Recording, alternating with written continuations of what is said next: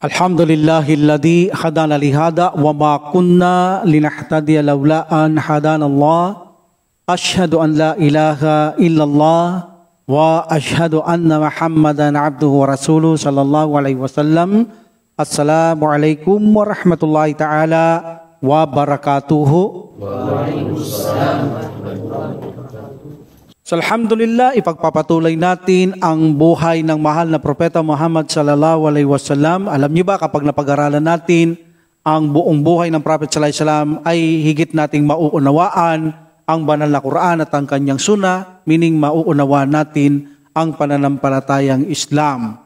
So, nakaraan ay pinaksa natin ang isang kamangha-mangha na ginawa ng Allah subhanahu wa ta'ala na ipinakita niya ang Masjid Al-Aqsa. Giba na yon, sira na yon, sinira na ng mga Romano, ginawang basuraan. Pero nang siya magpunta doon sa Jerusalem, sa Masjid Al-Aqsa, nandoon yon. Buong-buo niyang ipinakita ng Subhanahu, kasama pa ang mga 124 prophets na nagsala sila ng isang linya. Gaano kahaba yung 124,000, no? Kaya walang imposible kay Allah Subhanahu wa Ta'ala. At si Burak, itinali niya sa labas sapagkat hindi si Burak ang kanyang sasakyan na aakyat sa itaas ng langit. Kundi, gaya ng sabi natin, pagkatapos ng kanilang mga conversation, sala ay nagbaba na ng hagdanan ang Allah subhanahu wa ta'ala mula ito sa paraiso. So, meaning dadaan ito ng 7 kalaitan.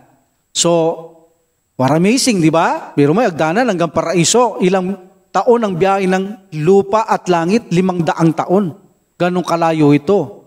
But of course, pagdating kay Allah subhanahu wa ta'ala, walang imposible kaya niyang gawin sa isang kisap mata ang isang bagay na mangyari. Tulad halimbawa, ang mga anghel kapag bumababa dito yan, isang kisap mata nandito yan, mula sa itaas ng langit.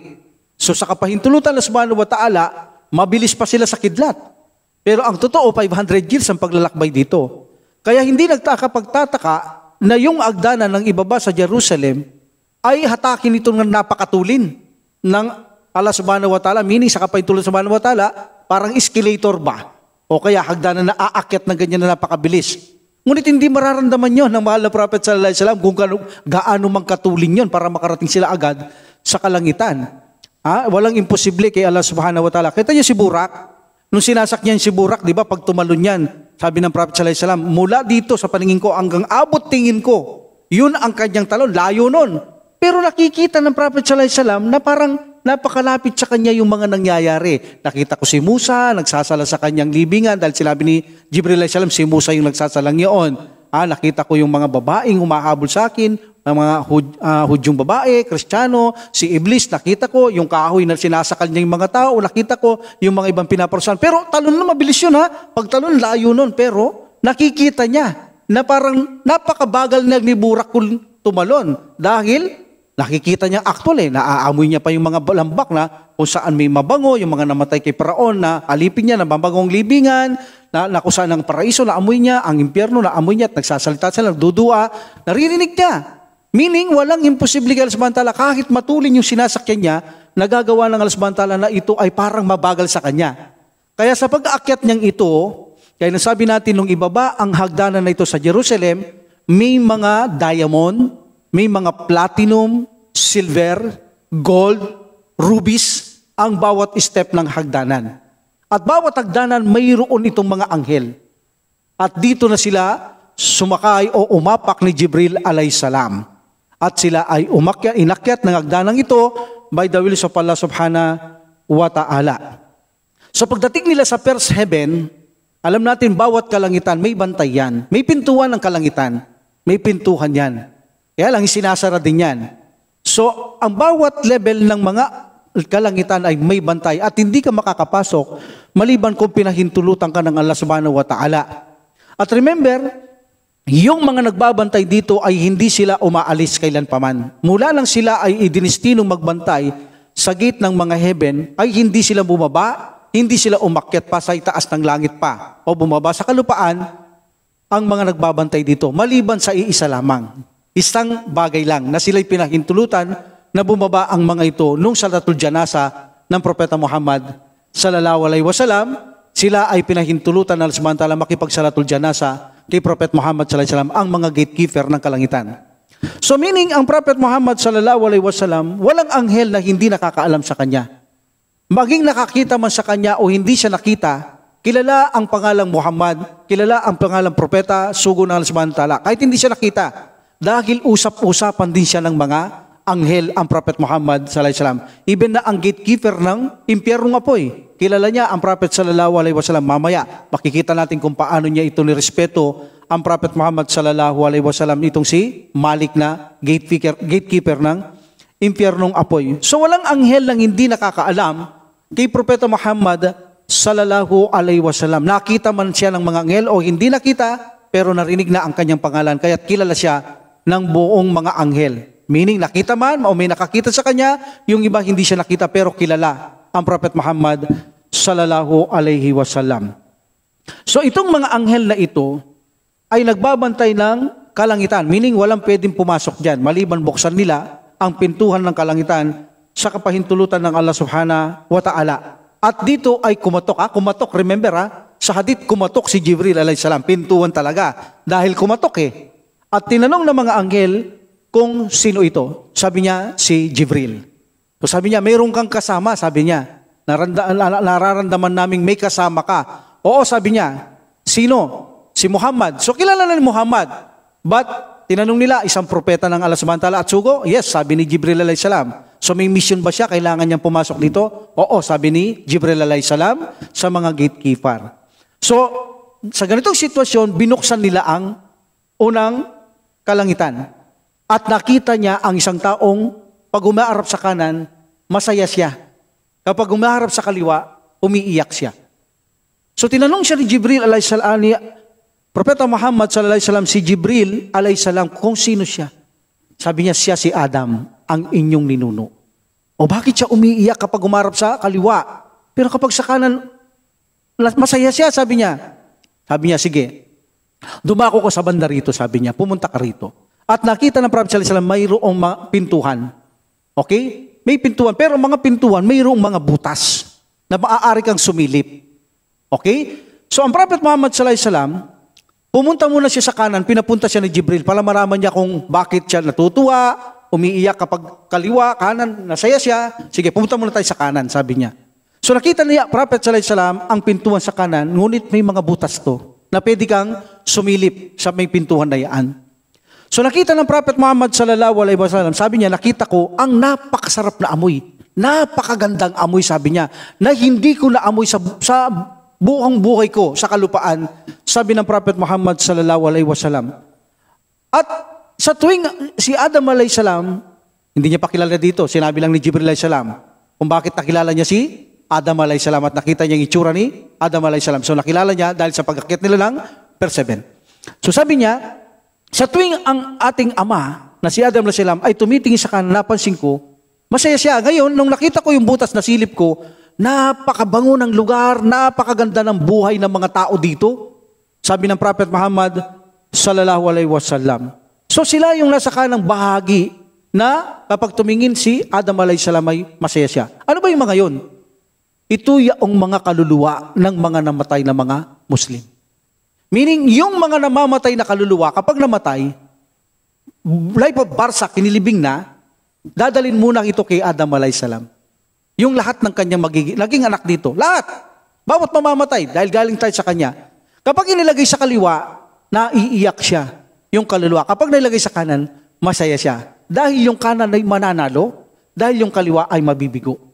That's why nakita niya, kapag umarap siya sa kanan, sabi ng Prophet sallallahu alaihi wasallam, masaya siya. Nung tumingin ako sa butas, ang ganda pa na ng buhay ng mga nakatirang tao dito o mga kakaluluwa ng mga tao. Life of barsak to, pinakita yung buhay ng the barrier ng kalupaan at the day of resurrection, meaning buhay ng libingan, buhay barsak ito.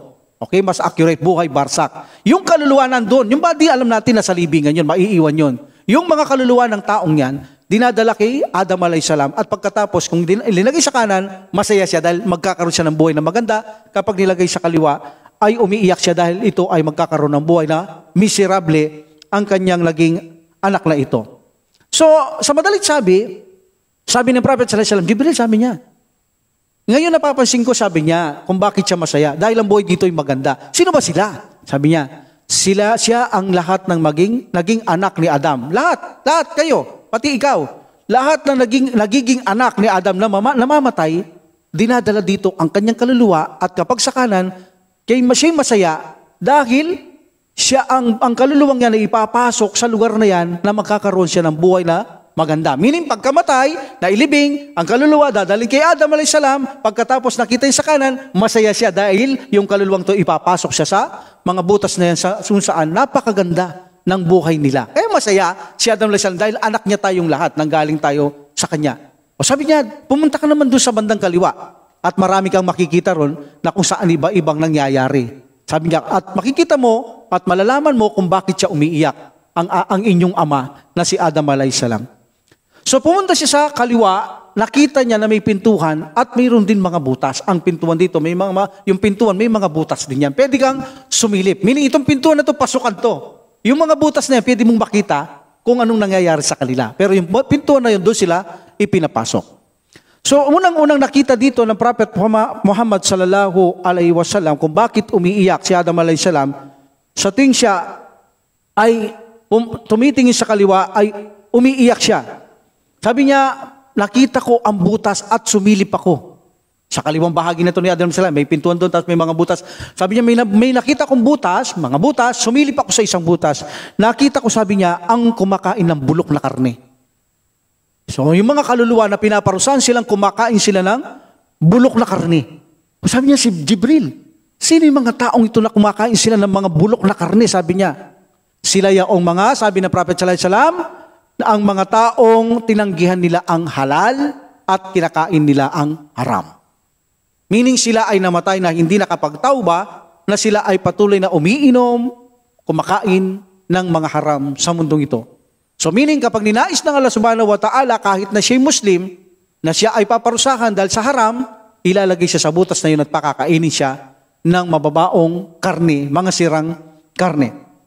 So sabi ng Jibril alayhis salam, mabanti ka sa ibang butas, baka gusto mo pang makakita. Yan naman ay kaloob sa iyo ng iyong Panginoon na si Allah subhanahu wa ta'ala o ating Panginoong Allah subhanahu wa ta'ala. Tingnan mo, sabi niya, ito parang mga revelasyon na ito dahil punishment na ito sa mga taong mamamatay. Kaya ang Prophet sallallahu alaihi wasallam, interesado siyang alamin niya ang mga bagay na ito. So umabanti siya ng konti, nakita niya naman ang mga tao na kung saan ang kanilang mga tiyan ay napakalaki. Parang sinlaki ng bahay. Halos hindi sila makatayo. Pag tumatayo, tumutumba. Dahil sa sobrang laki ng kanilang mga tiyan. So nakita dito ng Prophet sallallahu alaihi wasallam, sabi niya, itong mga taong ito, nakita ko silang umuupo sa tabi. At yung mga tao ni Firaon, dahil sinabi ni Jibril, yun ay mga tao ni Firaon at Firaon, pinaparusaan sila. Lahat po, barsak to umaga at hapon, nabanggit sa Quran yan. Umaga at hapon, pinaparusaan sila. Ang mga kasamaan ni Firaon at si Firaon. At pagkatapos ng parusa, sila ay aalis na doon sa lugar na pinaparusaan sila, lalakad sila sa isang daan. Itong mga taong ito na malalaking tiyan, dahil sa takot na makikita na sa mga tao ni Firaon at si Firaon, dahil sa sobrang parusa, sakit, hapdi ng parusa, sila ay biglang tumatakbo, tatakbo, ngunit natutumba at gumugulong. So ginagawa ng mga tao ni Firaon, pinagugulong na lamang ang mga taong to dahil hindi na sila makatayo. Dahil sa sobrang takot, hindi sila basta makatayo. Sobrang laki ng kanilang tiyan na parang bahay, sabi ng Prophet Muhammad sallallahu alaihi wasallam. Sabi niya, Jibril, sino yung mga taong yan? Sabi niya. So sabi ng Prophet Muhammad sallallahu alaihi wasallam, sila yung mga taong kumakain ng riba. Sila yung mga kumakain ng riba. Remember, ang riba, mayroong 17 uri ang riba. Ang pinakamababa ng riba ay katumbas na ginalaw mong sarili mong ina. Sabi ng Prophet Muhammad sallallahu alaihi wasallam, kita nyo pinakamababa ng riba, halimbawa, kumuha ka ng lending. O yung may mababa pa dyan, basta riba. Na without necessity, hindi naman talaga kailangan. Okay? Kasi sometimes napipilitan tayo because of necessity. Alam naman natin kapag necessity, in Islam, ang haram ay pinapahintulot ito na maging okay muna sa pansamantala. Kung necessity, like for example, bigyan ko example, kailangan mo ng sasakyan para sa negosyo mo. For the sake of pala, siyempre, magninegosyo ka para sa pamilya mo, pero makatulong sa mga kapatid na Muslim, ngunit kailangan mo sasakyan. Pero sa Pilipinas, hindi ka makakabili ng sasakyan ng walang tax, walang life insurance. Hindi ka makakakuha ng sasakyan na ganyan. O so because of necessity, kailangan mo sasakyan, but magagamit ito for the sake of Allah subhanahu wa ta'ala, kailangan mong bilhin ito. In this situation, because of necessity, malilipted sa'yo yung haram na yon dahil hindi ka makakabiling walang life insurance dito o mga tax na mga sasakyan. So, ibig sabihin, dahil sa kailangan, ito ay lifted. Pero kung walang dahilan na kung saan ay kukuha tayo ng riba, patubuan, o gagamit tayo ng mga ibang riba, kahit anong riba, yung halimbawa, may isang uri ng riba, bibigyan kayo, maraming riba, namagitan kayo sa tao, namagitan, iba yung tumulong, namagitan, may problema, namagitan ka, halimbawa, ang tax dito, mahal ang singil sa'yo, pumunta ka sa tao, makiusap ka, na sabihin mo sa kanila, baba naman yung tax sa akin, mamamagitan to. So, itong namagitan na ito, kapag tumanggap ito ng regalo, kahit ano, ito ay riba. Kita nyo, tumanggap siya regalo, kahit sabihin siya yung, bayad ko sa'yo, ay hindi pwede, tinulong kita, o regalo na lang, hindi rin pwede. Ito ay riba.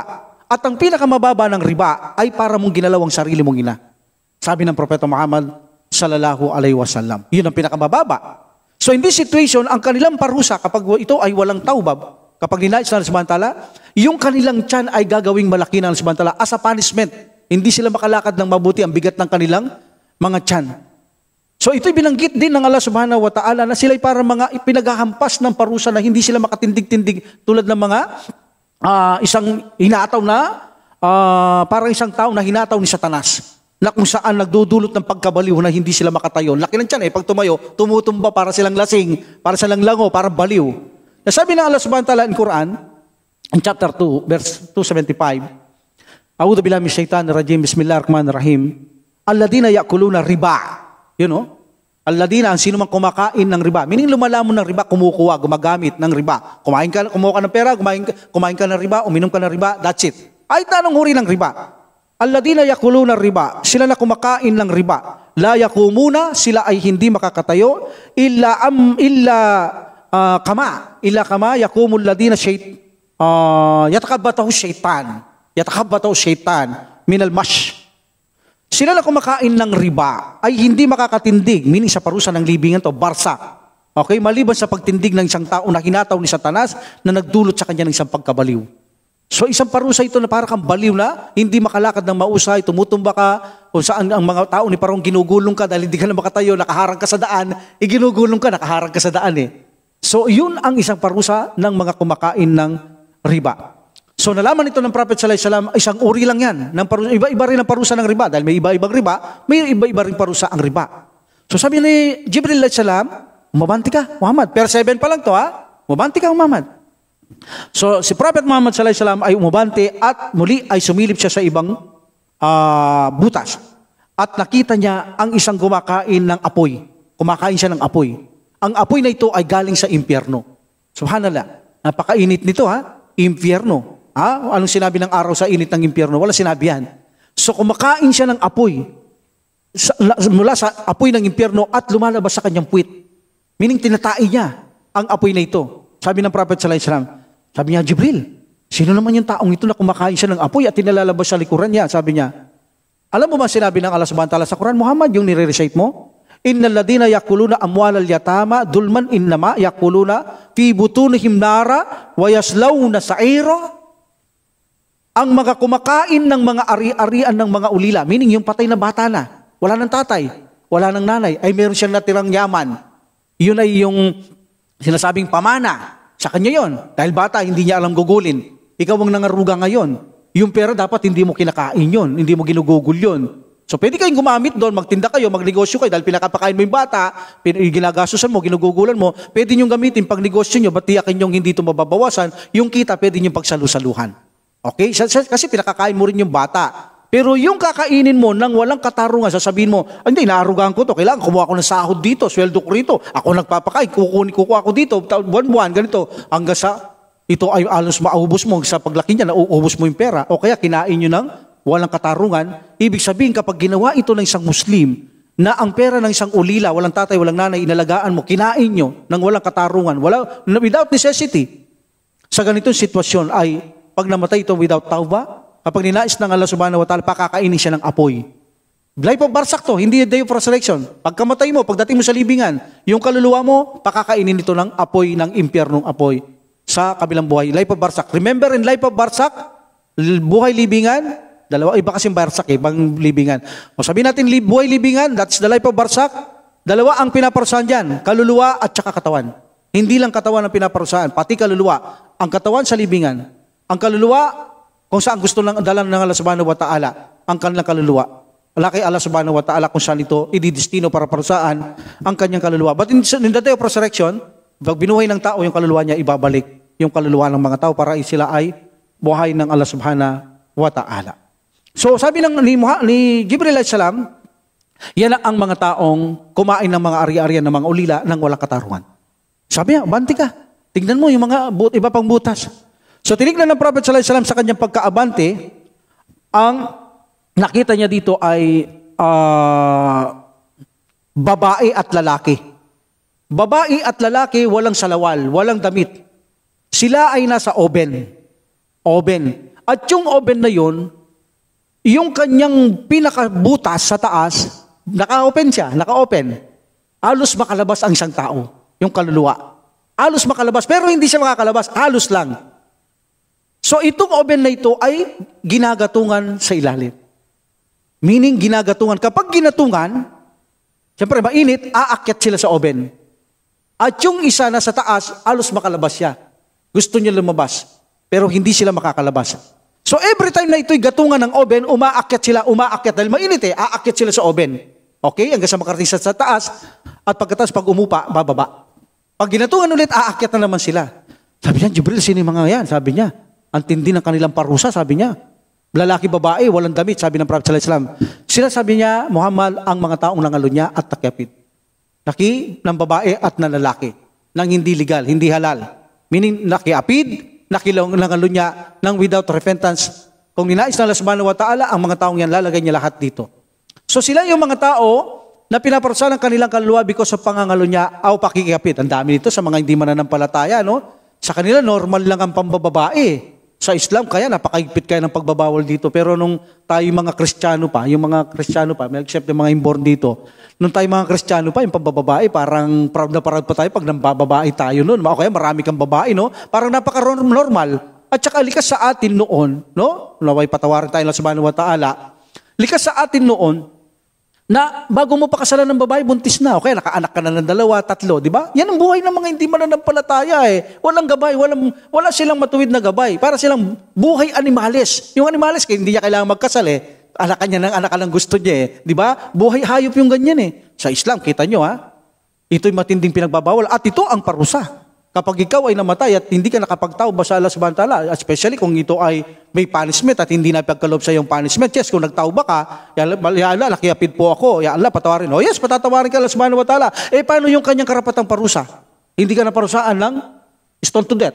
Kailan ma-stone to death ka? Tanggapin mo yon. Dahil kung hindi, sa kabila ka paparusahan ng Allah subhanahu wa ta'ala. Diba?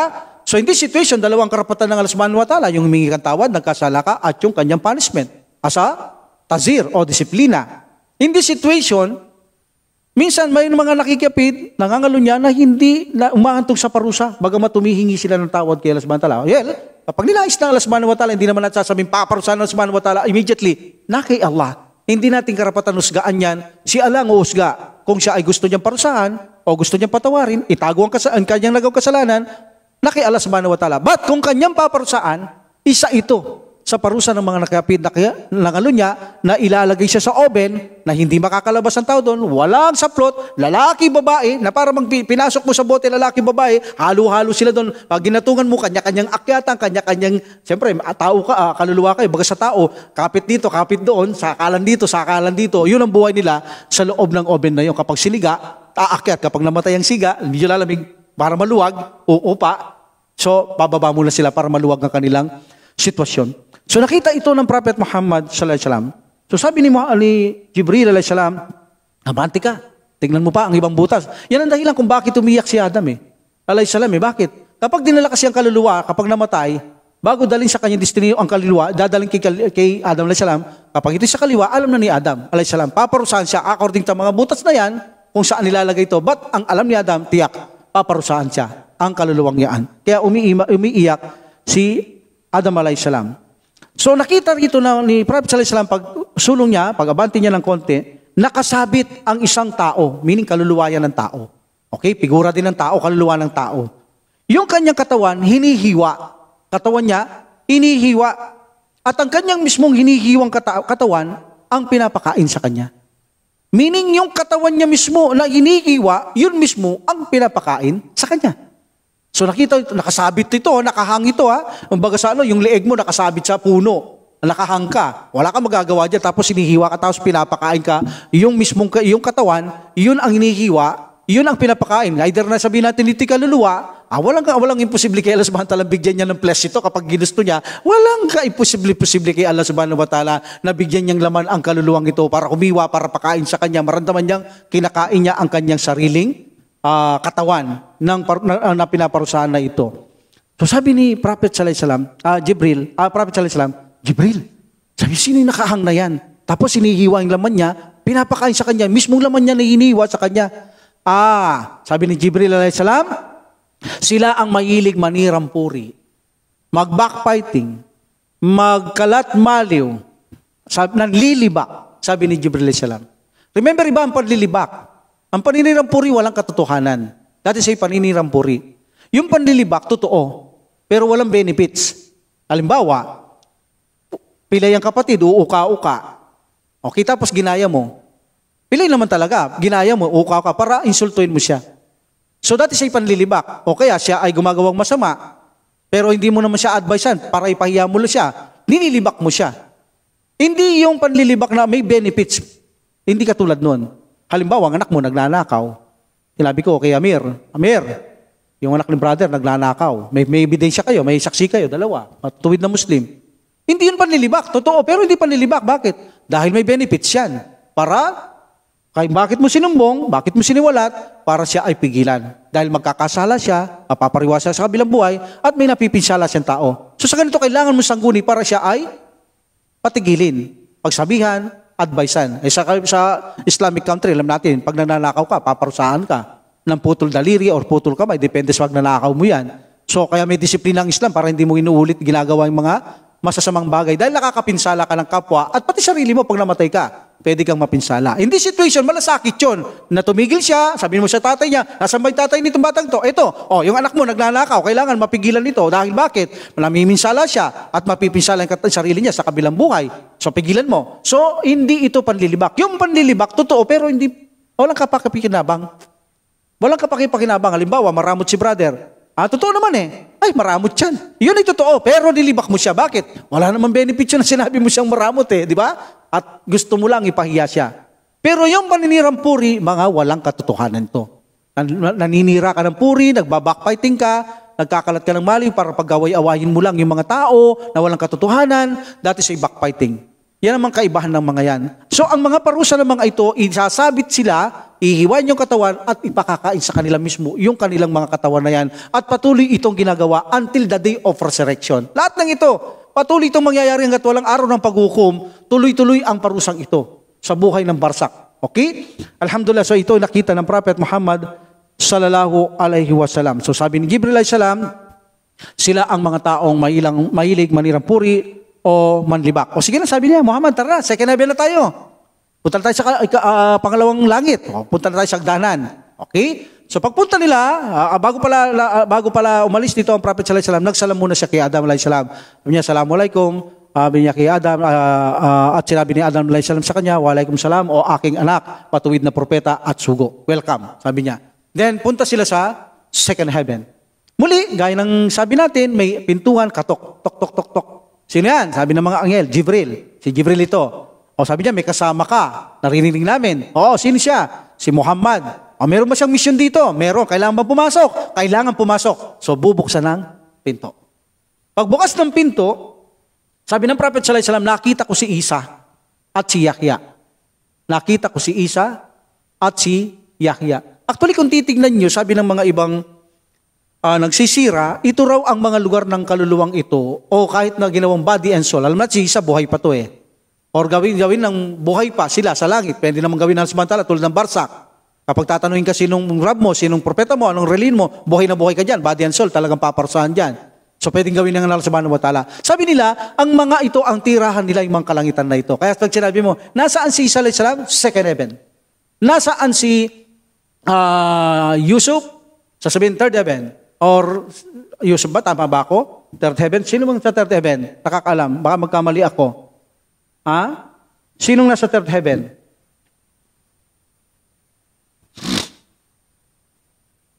Sino? Si Yusuf, no? Yusuf alayhi salam. Okay? Yusuf, mamaya, i-arrange natin. Yusuf alayhi salam, as far as I know, siya ang nasa third heaven. Okay? So, dako muna tayo sa second heaven. Nakita niya si Isa, si Yahya. Sabi nila, ito kanilang mga tahanan o kanilang mga lugar. No? Ang sabi naman ng iba, hindi. Ito ay inilagay lamang ng umakyat siya ng Isra wal Mi'raj bilang isang parangal, bilang isang pagsalubong sa kanya. Kaya kita nyo ang arrangement ng pagsalubong, si Adam unang-una muna sa langit. Bakit nakauna? Dahil dadaan siya sa tunay na pinanggalingang nating Ama. At pagkatapos yung mga propetang malalapit sa kanya. Si Isa ang pinakamalapit sa kanya dahil after Isa, Muhammad at saka Yahya. Okay? Naka-arrangement sila. Tapos Yusuf, tapos yung iba pa, si Haron, Moises, Ibrahim, huli si Ibrahim, ama ng mananampalataya naman. So sabi nila, arrangement lang yan. Inilagay lang sila ng Allah subhanahu wa ta'ala dyan para salubungin siya. Bigyan siya ng parangal kay Prophet sallallahu alaihi wasallam. Dahil alam natin, nakita ni Prophet sallallahu alaihi wasallam si Musa sa kanyang libingan na nagsasala. Di ba? O, tapos nakita niya sa Masjid al-Aqsa. Tapos nakita niya naman sa taas. So, para silang inarrange na salubungin lamang ang Prophet Muhammad sallallahu alaihi wasallam. Allah knows best. Allahu alam. In this situation, pagpasok nila, sabi ng Prophet sallallahu alaihi wasallam, nakita ko si Yahya at Isa alayhima salam. Kaya naman ay kwento niya si Isa alayhi salam Diba? Sabi niya si maputi na mamula-mula, red complex. At hindi siya mataas, hindi siya mababa. Hindi matuwid ang kanyang buhok, hindi naman masyadong kulot. At medyo mahaba. At parang may tubig galing siya ng shower, parang mga perlas. So, i-describe niya sa mga sahaba yan Kaya pagbababa sa white minaret, yan talaga siya Kaya ganun lang ang i-describe ng Prophet sallallahu alaihi wasallam. So nakita niya itong si Yahya at si Isa alayhi salam at binati niya yung mga ito. Sabi niya, Assalamualaikum. Batiin mo, sabi ni Jibril alayhi salam. Assalamualaikum, sabi niya. Remember, hindi ito kilala ng Prophet sallallahu alaihi wasallam. Okay? Hindi niya kilala. Nagpapakilala sa kanya si Jibril alayhi salam. Like for example, in Masjid al-Aqsa, pwede niya nakilala dyan dahil si Jibril alayhi salam. Kaya nalalaman niya, ito pala si Isa, ito pala si Yahya. Ito pala si Adam alayhi salam, ang aking ama. Diba? Nung verse 7, sabi niya, sino siya? Sabi niya, yun ang inyong ama na si Adam alayhi salam. So, si Jibril ang nagpapakilala sa mga ito. So, sabi ng Prophet sallallahu alaihi wasallam, Assalamualaikum.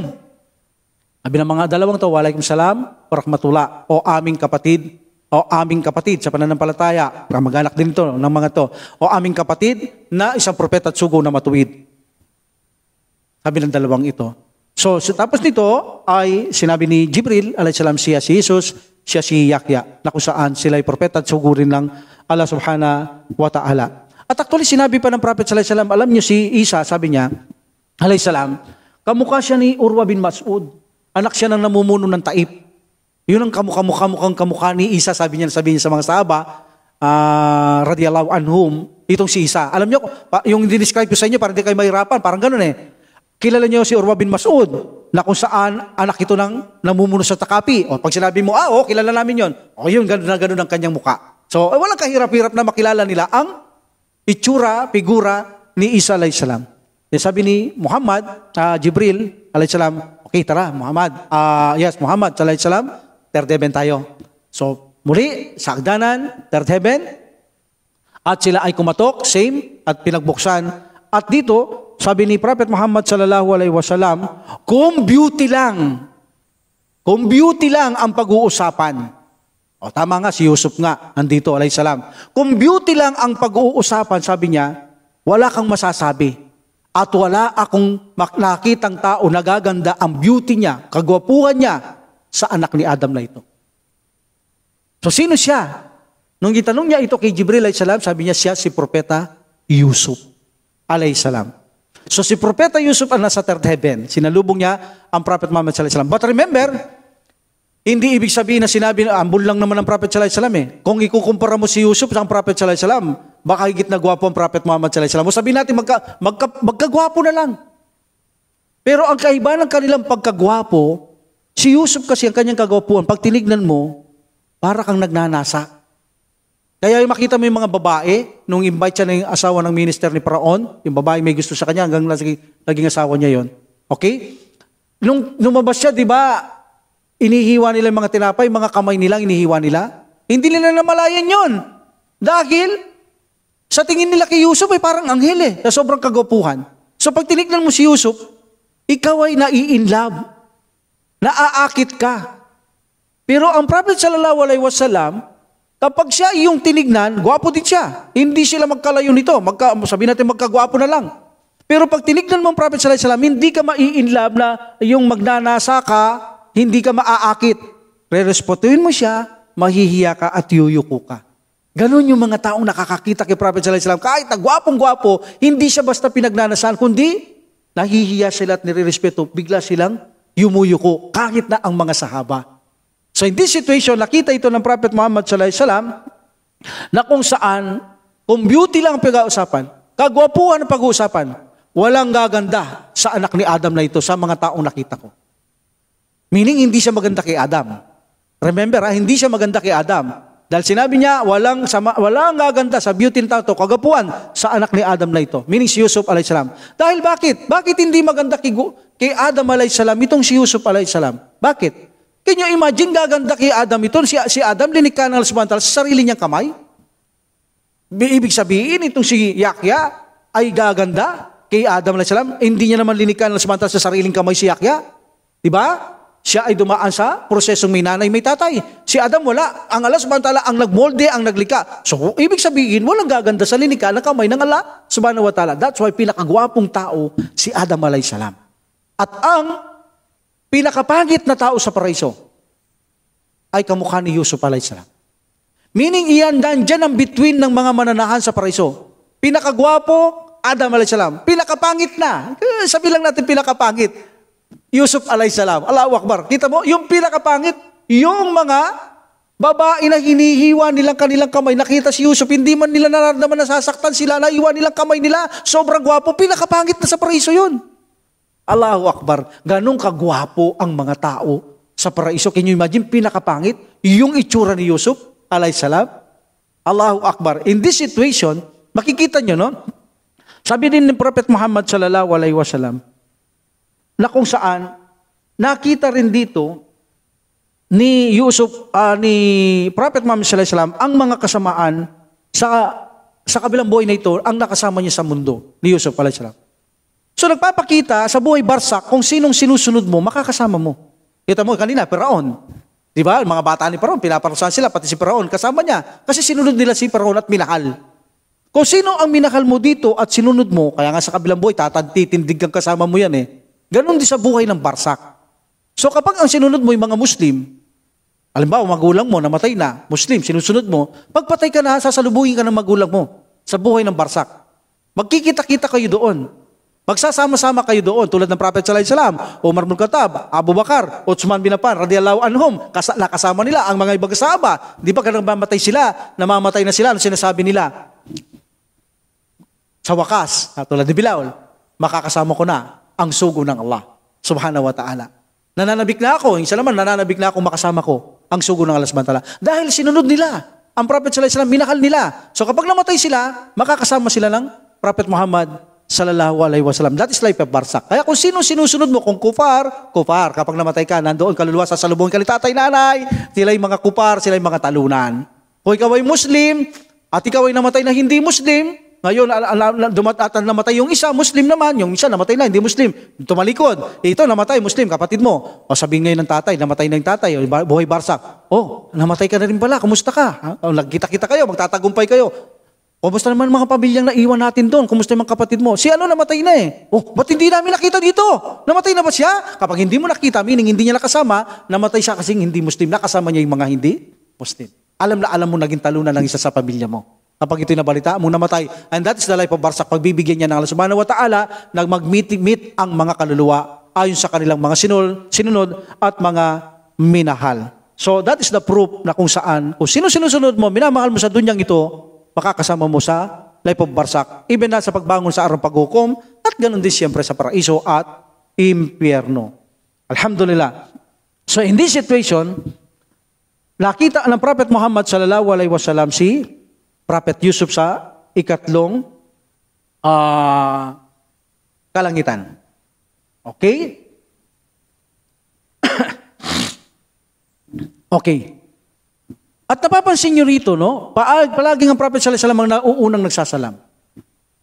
Isalam natin may katuruan ng salam kung sino talaga ang unang magsalam. Kasi ito naman ay mga rekomenda lamang para wag kayong magtalo-talo. Ay, hindi ka kasi nagsasalam O, di ba? Ay, ikaw rin naman hindi nagsasalam Ay, hindi ganon. Alamin mo kung sino dapat magsalam. Para wala kayong pagtatalo-talo. Kasi kaya pala hindi siya nagsasalam. Alam niya yung batas, ikaw hindi mo alam. Halimbawa, paano ako magsasalam sa iyo? Ikaw ang nasa sasakyan, ako'y naglalakad. Dapat ikaw ang nagsasalam. Di ba? Ito yung binigay na guide ng Prophet sallallahu alaihi wasallam. Sinong dapat maunang magsalam? Magamat ang Prophet sallallahu alaihi wasallam palagi nauuna yan. Ito yung rekomenda lamang para walang pagtatalo-talo kung sinong dapat mauna. Ito. Sabi niya, ang dadalaw sa tahanan, pag pumunta ka sa tahanan ng mga kapatid, ikaw ang magsalam. Assalamualaikum. Tok, tok, tok. Huwag kang titingin sa harapan ng pinto. Dahil na panahon ng Prophet sallallahu alaihi wasallam, kortina lang. Walang pinto. Huwag yung kumakatok ka. Tao po, brother, assalamualaikum, nakaharap ka sa pinto. Baka makakita ka dyan lang, hindi ka nais-nais. Huwag ganon. Kahit na ngayon, kahit may pinto, ang sunna, kapag kayo kumakatok, kailangan hindi kayo nakaharap mismo sa harapan ng pintuhan, nakatagilid. Tok, tok, tok, nakaharap sa kanan o kaliwa. Huwag sa harapan ng pinto. Especially noon, kaya binawal ng Prophet sallallahu alaihi wasallam, mga kortina lang noon. Pwede mong ganyanin agad ang kortina, para makita mo. Except siyempre, kung ito ay may permit ka, o ikaw ay makram, walang problema yan. Ang ibig sabihin natin, tinutukoy hindi makram o wala kang permit dito. Pero kung may permit ka, kahit di ka makram, na pumasok ka doon, walang problema. May permit kang pumapasok doon. Okay? Like for example, alipin ka nila. May permit kang pumapasok, alipin ka nila. Hindi mo na kailangan kumakatok doon. Okay. But sa kwarto ng mga anak o mga magulang, kahit na kayo ay alipin, kailangan yung kumatok. Yung tinutukoy natin dito, yung main door lamang. Kung may makaram kayo, may paintulot kayo. Pagdating sa mga kwarto may privacy, kakatok kayo siyempre. Hindi sabihin, mag-asawa, sabihin mo, amo mo to, papasok ka lang ng walang katok-katok. Hindi naman ganun. Okay? Maging ang mga anak, dapat kumakatok sa mga magulang. Hindi sila pasok ng pasok. Dahil alam natin, kapag magulang, there's a possibility makita nyo yan na sila ay naglalabing-labing, mag-asawa yan Kaya kailangan kumakatok din ang mga anak, hindi pwedeng pasok lang ng pasok. Diba? Hindi maiwasan ng isang tao, mag-asawa na sila maglabing-labing. Natural yan sa tao pag dumating yan. Kaya mga anak, tinuturuan sila na kahit na sila ay kasambahay, anak sila, ay kailangan kumatok sila. Lalo na kasarang pinto ng mga magulang, kumatok. Kahit nakabukas hindi nakalak, tinikot mo yung doorknob, hindi nakalak, nakasara, kumatok ka. Magsalam ka, assalamualaikum, kumatok ka. Hindi yung papasok ka lang basta-basta. Kahit mga anak kayo. Ganyan lang Islam no? Tuturuan talaga ng magkaroon ng magandang asal, lalo na pagrespeto at paggalang sa mga magulang. So ang dumadalaw ang siyang nagsasalam doon sa loob ng dadalawin, sa bahay man, sa hospital man, etc. kahit saan. Okay? Yung pumasok sa masjid, siyang magsasalam sa mga nasa loob ng masjid. Hindi kapag hindi ka sinalam naman sa loob ng masjid, paano ko kayo sasalaman? Hindi naman kayo nagsasalam. Hindi, ang turo ng Prophet sallallahu alaihi wasallam, yung pumasok ang magsalam. Para walang pagtatalo. Huwag mo kaming hintayin magsalam. But kung kami maunang magsalam, dati say sunnah, dati say good. Dahil ang Prophet sallallahu alaihi wasallam palagi nauunang magsalam yan. Kaya makita nyo, dito palagi siyang nauunang magsalam Sa mga naaakyat niya, siyang nauuna. Tinututos ni Jibril na magsalam siya. Alayhi salam. Yung maliit na pangkat, grupo, bawa, nakagrupo tayong ganito, dumating maliit na grupo, silang dapat magsalam sa malaking pangkat. Okay? Yung nakasakay, halimbawa, si Brother Abdul Jabbar, may kotse, naglalakad ako, siyang dapat magsalam. Sa naglalakad. Yung naglalakad, siyang dapat magsalam dun sa nakaupo. Diba? Naglalakad ka, nakaupo yung brother, assalamualaikum. Ikaw ang magsasalam. Yung bata ang dapat magsalam sa matanda. Pero lahat ng mga ganito, ang Prophet sallallahu alaihi wasallam, tinuro niya ito para walang pagtatalo-talo kung sino dapat mauna, pero siya ay palaging nauuna. Ginagawa niyang palaging mauna ang magsalam. And this is the best. Kahit na bata, palaging nauunang magsalam. Ang Prophet sallallahu alaihi wasallam, either maliit na pangkat, either siya naglalakad, either siya nakasakay, nakaupo, inuuna niya palagi na siya ay maunang magsalam kaysa sa kanyang sinasalaman ang Propeta Muhammad sallallahu alaihi wasallam. Okay? Alhamdulillah. So in this situation, sabi ni Jibril, tara na, punta naman tayo ng pang-apat na langit. Okay, agdanan. At katakatok na naman, at muli, tatanong si Jibril, kung sino siya, si Jibril ito, may kasama ka, yes, si Muhammad sallallahu alaihi wasallam, at pagkatapos may mission ba siya? Oo. Kailangan bang pumasok? Oo, kailangan niyang pumasok. Yun ay kapahintulutan ng samantala at bubuksan yung gate. Fourth gate. Ito yung port gate. Idris ang nakita niya. Sino ba si Idris? Si Idris ang unang binigyang kaalaman ng Allah subhanahu wa ta'ala para magsulat. Kung hindi binigyan ng kaalaman ng Allah subhanahu wa ta'ala si Idris, walang taong nagsusulat. Bakit? Dahil nung bigyan siya ng mga letra, si Idris alayhi salam, na una siya magsulat, tinuruan siya ng prophet ng Allah subhanahu wa ta'ala na makasulat siya at makabasa, dahil dito nagkaroon ng idea anumang bansa. Halimbawa, yung letter natin, Arabic, letter Da. O, invento siya ng, ito naman sa atin, letter D, ganito tayo. O, yung nga po, nakikita nyo hindi maintindihan, hindi mo lang kung pusit ba yun o ano, di ba? O, ito naman letter D natin. Pagdating mo sa India, ito naman letter D natin. So, nagkaroon sila ng idea mula doon sa roots na letrang isinulat ni Idris. Kaya lang, iniba-iba nila according sa kanilang gusto, sa kanilang bansa. But the letter is same. Kung letter D, letter D, letter D, letter D, pero iba-iba ang sulat. So meaning, si Idris alayhisalam, ang propetang ito, ang naunang binigyang kaalaman ng Allah subhanahu wa ta'ala sa pagsulat at pagbabasa. Of course, pag nagsusulat ka, marunong kang magbasa. Hindi naman magsusulat ka lang na hindi mo ito mababasa. So ito si Idris alayhisalam, at nagsalam ang Prophet Muhammad sallallahu alaihi wasallam, Assalamualaikum. Waalaikumsalam, sabi niya, Waalaikumsalam, rahmatullah, o aking kapatid sa pananampalataya, ang matuwid na sugo at propeta ng Panginoong Allah subhanahu wa ta'ala. Yun ang response nila. Agad nila sinasabi, isang propeta at sugo na matuwid ng Allah subhanahu wa ta'ala. Lahat ng mga nare-response ng kanyang mga inaakyatan na ito. And then, pumunta siya sa kalimang kalangitan. Sama si Jibril, alayhisalam, at nakita niya doon, nagtuturo pa rin ha. Allahu Akbar, nasa kalimang langitan. Ipinakita ito ng samantala, nagtuturo pa rin. Oh, yung tinuturuan niya sa mundong ito, kasama niya rin doon. Ayun sinasabi natin, kung sino nakasama mo dito, minahal, yun ang makakasama mo. Sino siya? Siya si Harun, kapatid ni Musa alayhima salam. Si Harun, isa kasi itong teacher sa panahon ni Musa alayhisalam. Hindi masyadong uutal-utal si Musa alayhisalam. So nakiusap siya kaya samantala na antabayanan siya ni Harun sa kanyang misyon dahil medyo utal siyang magsalita si Musa alayhisalam. So ginawa din propeta ito ng Allah subhanahu wa ta'ala. Si Harun, silang dalawang kapatid, alayhima salam. But ito ay isang teacher, si Harun. At ang kanyang balbas ay napakahaba ng balbas ni Harun na kapatid ni Musa alayhima salam. Saan? Kilala siya sa Banu Israel na isa itong teacher. Okay, bago pa siya naging propeta, si Harun alayhisalam, at sinalam ito ng Prophet alayhisalam, Assalamualaikum, waalaikumsalam. O kapatid ko sa pananampalataya, ang matuwid na propeta at sugo ng Panginoong Allah subhanahu wa ta'ala. And then they ascend to sixth heaven. Dito naman nila nakita ang isang lambak. Nakita ang lambak, sixth heaven. Napakalawak nito. Napakalawak na lambak ang nakita ng Prophet alayhisalam sa sixth heaven. Abot tanaw ng kanyang paningin. Meaning kung gaano kalayo yung kanyang paningin na nakitang lambak, iyon ang kanyang nakita ay punong-puno ito ng mga tao. Na mga siya, daming tao. Can you imagine, halimbawa tayo, lambak, walang arang. Hindi ba naman malayo yung makikita mo? Di ba? Pero puno yun ng tao.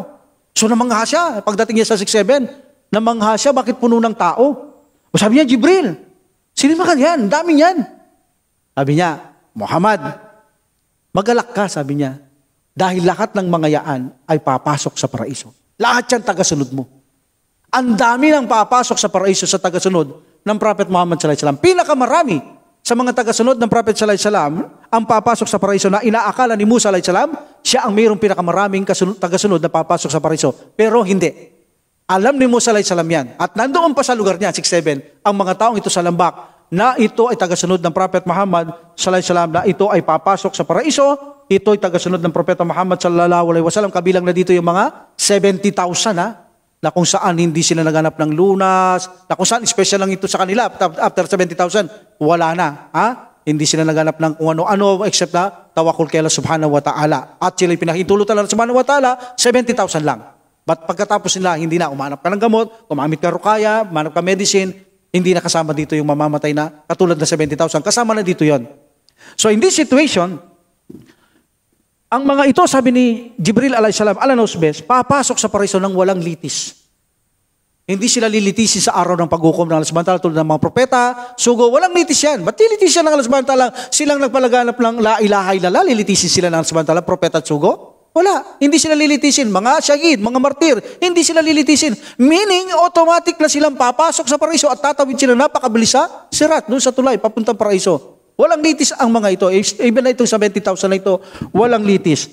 Alhamdulillah, bilang nawa tayo ng Allah subhanahu wa ta'ala. Bagamat alam natin, napakahirap. Pero pag ginusto ng Allah subhanahu wa ta'ala, walang imposible na ibilang niya tayo sa mga taong ito na makapasok ng mabilisan sa paraiso ng Allah subhanahu wa ta'ala. Amin. So in this situation, na-meet niya dito si Musa, alayhi salam. Nandito siya sa 6 na heaven. Okay?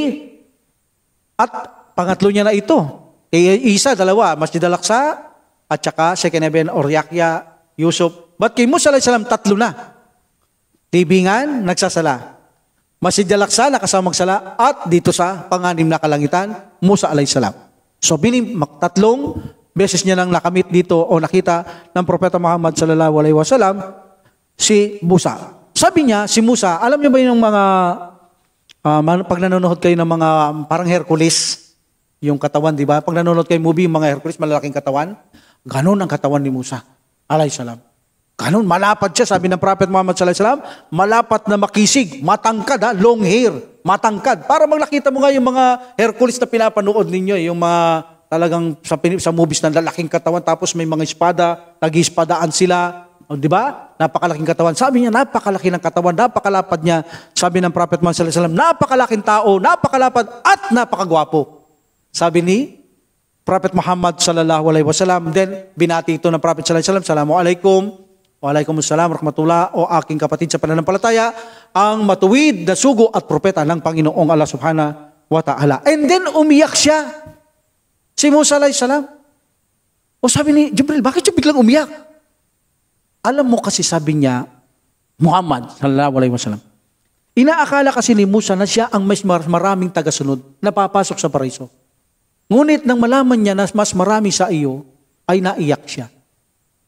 Meaning, mas mayroon pa palang higit na propeta na may dalang perpekto, kompleto na aral pagkatapos ni Musa alayhi salam.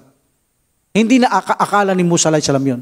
At ito'y alam naman ni Propeta Muhammad Propeta Musa alayhi salam. Alam niya yun.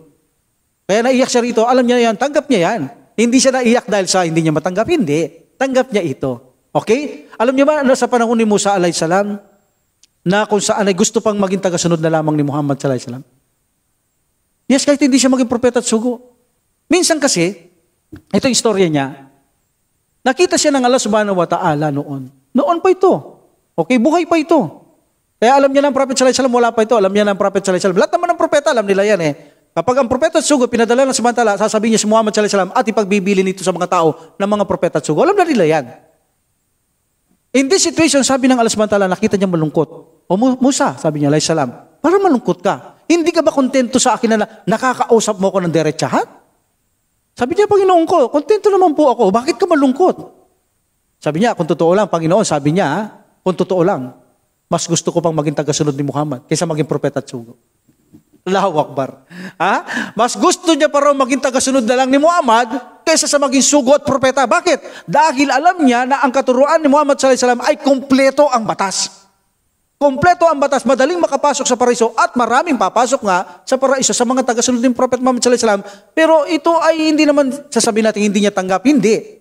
Kung ninais lang na subhanahu wa ta'ala, ipinakita lang ni Musa alayhi salam kung gaano kahalaga ang umma ng Prophet Muhammad sallallahu alaihi wasallam.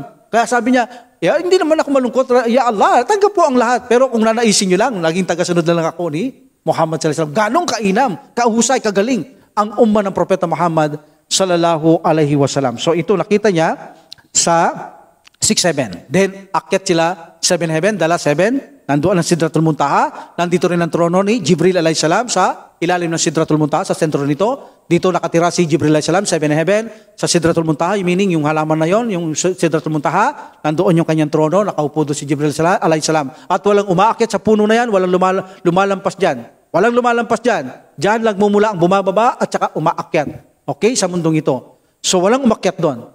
Okay? So nandun din ang trono ng Allah subhanahu wa ta'ala sa taas ng Sidratul Muntaha, yung panulat ang Allah subhanahu wa ta'ala at may mga anghel pa na mga ila sa taas niyan. Pero pag mula dito sa baba, hanggang sa langit, walang pwedeng lumampas sa Sidratul Muntaha, yung puno na yan. Dadakuhan natin yan, inshallah. So in this situation, ang Prophet sallallahu alaihi wasallam, umakyat sila doon sa 7 heaven. Okay? So, ang Prophet sallallahu alaihi wasallam, nakita niya ang isang matanda. Nakita niya ang isang matanda. Sabi niya, "O Jibril, sino yung matandang yun?" Sabi niya. Yung matanda na yun, sabi niya, "Sino yun?" Nakasandal siya sa Baitul Ma'mur. Yung Baitul Ma'mur, kung meron tayong Kaaba sa Makkah, yung biting itim na bato, meron din doon sa 7 heaven. Magkatuwid na magkatuwid sila. Kung ibabagsak mo sila, pantay na pantay sila. Nandoon sa 7 heaven, nakasandal doon si Ibrahim, alayhisalam, nakita niya bilang isang matanda. Sabi niya, "Sino yung matandang yan?" "Yan ang inyong amang mananampalataya. Yan si Ibrahim." Allahu Akbar. So nakita niya na rin ang amang mananampalataya na pinagmulan niya na galing kay Ismail, si Prophet sallallahu alaihi wasallam, saan kani Ismail alayhi salam na anak ni Ibrahim alayhi salam. Okay? So nakilala niya dito si Ibrahim alayhi salam sa 6-7, nakasandal siya sa Baitul Ma'mur, nagbati ang Propeta Muhammad sallallahu alaihi wasallam, "Assalamualaikum." "Wa alaikumussalam, o aking anak." Hindi sinabing o aking brother, yung mga nakaraan brother, except Adam. "O aking anak, sugo at propetang matuwid ng Panginoong Allah Subhanahu wa Ta'ala." Itong Baitul Ma'mur, kung may nagtatawap tayo dito, mayroon din dito. Mga anghel ang nagtatawak sa Baitul Ma'mur. Okay? 70,000 angels every day. Hindi na babalik yung kailanman hanggang sa madurog ang mundong ito. Ganong karami ang mga angels. Makapal na makapal ang mga angels. Maraming angels. Halimbawa tayo, bawat tao may 5 kayong anghel. O sino marami? Tao anghel. Bawat tao pa lang yun. Paano yung mga namamahala pa sa mga iba? So napakarami ng angel. Can you imagine yung mga angels na ito, 70,000? Isang araw, halimbawa, hindi na uulit hanggang sa madurog mundong ito, hindi na makakapagtawap doon. Ibang anghel na naman kinabukasan, iba na naman bukas. At itong lugar na ito, take note, nandito ang paraiso. Kasi si Ibrahim alayhis salam, nang makita ng Prophet sallallahu alaihi wasallam, malapit siya sa pintuhan ng paraiso. So meaning, ang paraiso connected siya sa 7 heaven. Hindi lang yan. Ipapaliwanag ko yan, inshallah, connected din siya sa 6 heaven. Dahil doon niya nakita sa 6-7, yung mga tubig na umaagos, yung dalawa nakalitaw, yung dalawa hindi. Okay? Doon niya nakita sa 6-7 yun. Yun ay tubig galing sa paraiso. Meaning kapag dinurog ng Allah Subhanahu wa Ta'ala ang langit, lilitaw yung buong paraiso. Di ba wawasakin niya yung langit? Yung paraiso hindi wawasakin ng Allah Subhanahu wa Ta'ala. Can you imagine, wawasakin ng Allah Subhanahu wa Ta'ala? Wawasakin ba ng Allah Subhanahu wa Ta'ala ang paraiso? Hindi. Kung nababasa niyo sa Quran, ang lahat ay mawawasak except ang face niya, maliban sa mukha ng Subhanahu wa Ta'ala, there is an exemption. There is an exemption. Anong exemption na hindi mawawasak sa araw ng paghukom? Yung trono niya. Huwag niyo isipin na inuupo niya yun. Yung trono. Hindi mo mawawasakin ng Allah Subhanahu wa Ta'ala. Okay, may ikhtilaf. Yung nagbubuhat niyang 8 anghel sa kanyang trono, may ikhtilaf. Sabi ng iba, mawawala. Sabi ng iba, hindi mamamatay yan. Hindi papatay ng Subhanahu wa Ta'ala. Yung panulat, hindi yan sisirain ng Allah Subhanahu wa Ta'ala, hindi mawawalan ng buhay sa paintulutan ng Allah Subhanahu wa Ta'ala. Paraiso, impyerno, hindi mawawasakin niya Allah Subhanahu wa Ta'ala. Bagamat may nagsasabi na hindi pa nakalika ang impyerno, paraiso, that is not true. Ang daming dalil nakalika ang paraiso at impyerno sabi ng iba, bakit naman lilikain ng Allah Subhanahu wa Ta'ala ang impyerno, paraiso, tapos wawasakin din, lilikain na naman. Hindi pa nakalika yan, nakalika at hindi niya wawasakin. Anong dahilan kung bakit ang mga ito ay hindi wawasakin ng Allah Subhanahu wa Ta'ala? Ang dahilan kasi, kaharian niya ito Hindi wawasakin ng Allah Subhanahu wa Ta'ala ang kanyang kaharian. Yung kanyang trono, kaharian niya. Yung sumusulat na panulat, kaharian niya. Yung sulatan ng Allah al-Mahfuz, yung aklat na pinagsulatan, pinagtalaan ng kadar, hindi yan sisirain ng Allah Subhanahu wa Ta'ala. May ikhtilaf sa mga anghel, hindi mamamatay. Okay? Yung impyerno, paraiso, kaharian niya ng Allah Subhanahu wa Ta'ala. Yung kaharian niya, hindi niya wawasakin. Yung hindi niya kaharian, wawasakin niya ang lahat. Kaya pag winasak niya ang langit na ito, hanggang 7 langit, yung paraiso magiging visible, makikita mo. That is the proof na ang paraiso ay nasa taas. Pero ang proof sa impyerno, walang nakakalam kung saan. Hindi niyo pwede sabihin na sa babang impyerno. Hindi yan sinabi ng Prophet sallallahu alaihi wasallam kung nasaan ang impyerno. Dadalhin na lamang ng mga anghel ang impyerno niya sa araw ng paghukom. Ang impyerno ito, buhat ng mga anghel sa araw ng paghukom na parang may lubid na dala-dalin nila ang impyernong apoy. Ang bawat lubid, there is a 70,000 na lubid. Hindi natin alam kung anong klaseng lubid yan. Because ang Allah subhanahu wa ta'ala ang gagawa dyan. Okay, sabihin natin tali. Either tanikala ito, etc. O ano pa man, Allah knows best. Ang tali ng impyernong apoy, mayroon itong 70,000. 70,000. Bawat tali, 70,000 angels ang humaawak. Hindi sabihin, napakalaki ng impyerno. Malalaki ng mga angels, ha? Malalaki ang mga anghel. Pero can you imagine yung tali, bawat tali, 70,000 tali, yung bawat tali, 70,000 angels ang humahawak. Dadaling yan sa araw ng paghukom. Kaya walang nakakaalam kung nasaan ang impyerno. Hindi katulad ng paraiso, nakita yan ng Prophet sallallahu alaihi wasallam sa taas, at ito ay pinatunayan natin dito na kung saan malapit si Ibrahim alayhi salam sa pintuan ng paraiso. That's why pag winasak ng samantala ang 7 heaven up to per 7, magiging visible ang kabuhuan ng paraiso dahil nandoon sa konektado sa 7 heaven and the 6 heaven. Inshallah, makarating tayo dyan. Alhamdulillah. So in this situation, nakilala ng Prophet Muhammad sallallahu alaihi wasallam si Ibrahim alayhi salam. Okay? Doon sa 7 heaven. Ito ay matanda na nakita doon ng Propeta Muhammad sallallahu alaihi wasallam. At dito ipinakita ng Allah subhanahu wa ta'ala si Malik, yung nagbabantay ng gatekeeper ng impyernong apoy. Okay, naglapitan pa sila eh. Okay, pinakita ng Allah subhanahu wa ta'ala. Pinakita siya, si Malik ng Allah subhanahu wa ta'ala. Alam naman natin, pag gusto ipakita ng Allah subhanahu wa ta'ala, kahit na sa libingan, pwede niya ipakita ang impyerno at paraiso sa libingan mo. Okay? So alam natin niya, kapag magandang buhay mo, bawat hapon, umaga, pinakikita ang paraiso. Kapag hindi, ang impyerno, bawat umaga, hapon, pinakikita ang impyerno. Kaya may nagdudua doon, ya Allah, huwag nung pamparatingin ang araw ng paghukom. Yung naman paraiso nakikita, ya Allah, bilisan niyo po ang araw ng paghukom. So dito ipinakita niya rin si Malik, ang bantay ng impyerno. Okay? O sabi niya, Jibril, sino siya? Yan si Malik, ang bantay ng impyerno. O sabi ng Prophet sallallahu alaihi wasallam, inulan siya ni Malik. Yan ang sinasabi kanilang respeto. Hindi pa nakakapagsalita ang Prophet sallallahu alaihi wasallam, assalamualaikum. Sabi na agad ni Malik. Bakit niya inulan ng Prophet sallallahu alaihi wasallam? Dahil gusto niyang respetuhin ang mahal na Propeta Muhammad sallallahu alaihi wasallam. Then, nag-reply ang Prophet sallallahu alaihi wasallam. Sabi niya, Jibril, parang hindi man ngumingiti si Malik. Parang hindi ko nakikitang lumiti. Parang dapat, siyempre, sabi nga ni Muhammad, ni Jibril alaihi salam, alam mo, Muhammad, kung ngingiti man si Malik, dahil nakita ka niya eh. Pero sabi niya, hindi ko man nakitang ngumiti. Sabi niya, hindi talaga gumiti yan, mula ng linig ka, nang destino niyan, mula ng linig ka, hindi nakitang tumawa yan. Umismile, ngumiti.